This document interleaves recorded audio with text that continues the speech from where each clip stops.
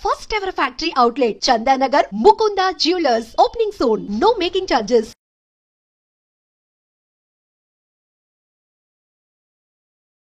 భూకంపాలు వరుస భూకంపాలు ఇప్పుడు అందరినీ భయపెడుతున్న పరిస్థితి. ఎస్పెషల్లీ ఇప్పుడు మయన్మార్ కావచ్చు, లేదంటే బ్యాంకాక్ అటువైపు ఏదైతే ప్రాంతాలు ఉన్నాయో అటువైపే మళ్ళీ భూకంపాలు సంభవిస్తున్నాయి. సో రాత్రి నిద్రపోవాలంటే కూడా భయపడిపోతున్నారు ప్రజలంతా కూడా ఇప్పుడు. ఎందుకంటే తాజాగా వీళ్ళందరూ గాఢ నిద్రలో ఉన్నటువంటి టైంలో ఇండోనేషియాలో మంగళవారం తెల్లవారుజామున 5.9 తీవ్రతతో భూకంపం అయితే సంభవించింది.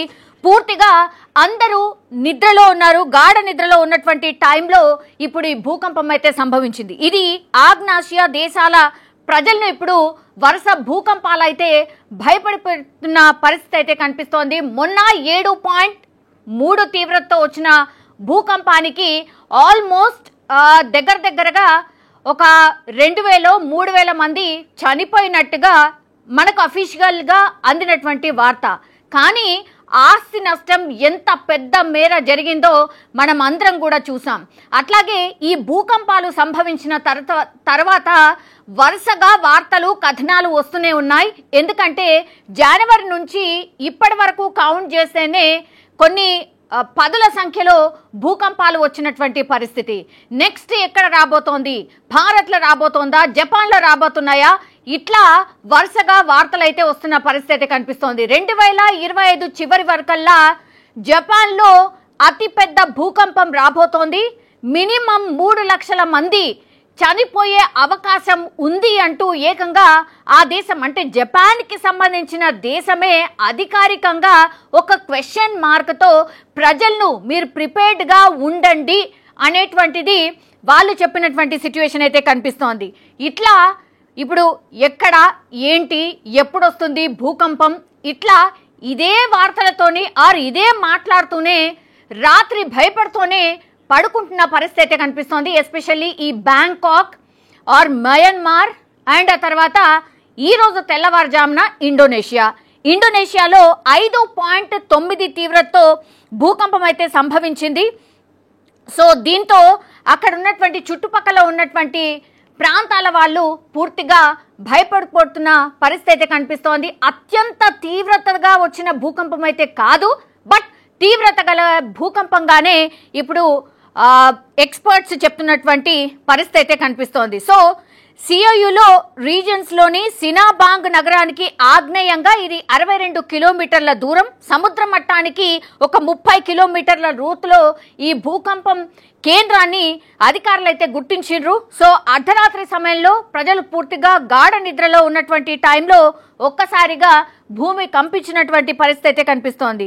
సో మొదట ఈ భూకంపం 6.2 తీవ్రతతో నమోదైంది. ఆ తర్వాత 5.9గా నమోదైనట్టుగా అధికారులు అధికారికంగా ప్రకటించిన పరిస్థితి. ఇప్పటి వరకు అయితే ఎలాంటి ప్రాణ నష్టం జరగలేదు, బట్ ఈ తీవ్రత ఎక్కువగానే ఉంది.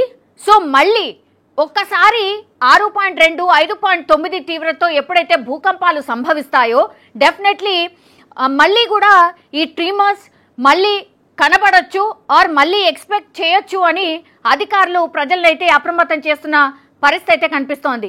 ఇప్పుడు మొన్న మనం చూసాం ఒక 3000 నుంచి 4000 మంది సజీవ సమాధి అయిపోయారు. కొన్ని ప్రార్థనా మందిరాల్లో అయితే 300-400 మంది అక్కడే చనిపోయి అంటే కనబడినటువంటి సిచ్యువేషన్.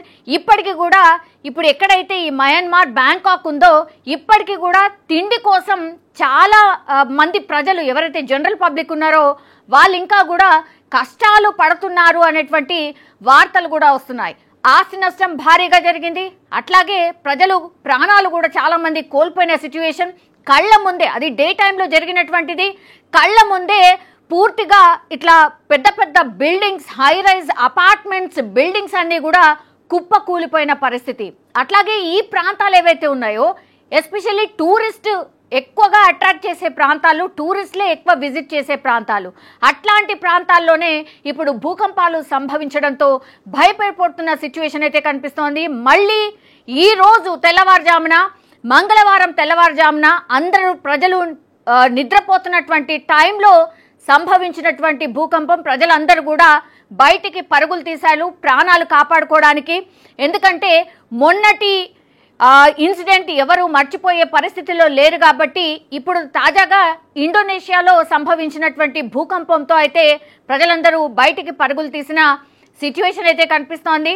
అట్లాగే ఇంకా కూడా అధికారులు 6.2 5.9 తీవ్రతతో వచ్చిన భూకంపం కాబట్టి ఆఫ్టర్ 3 months కూడా ఉండొచ్చు, కాబట్టి అప్రమత్తంగా ఉండండి అని ప్రజలకైతే హెచ్చరికలు జారీ చేసిన సిచ్యువేషన్ అయితే కనిపిస్తోంది.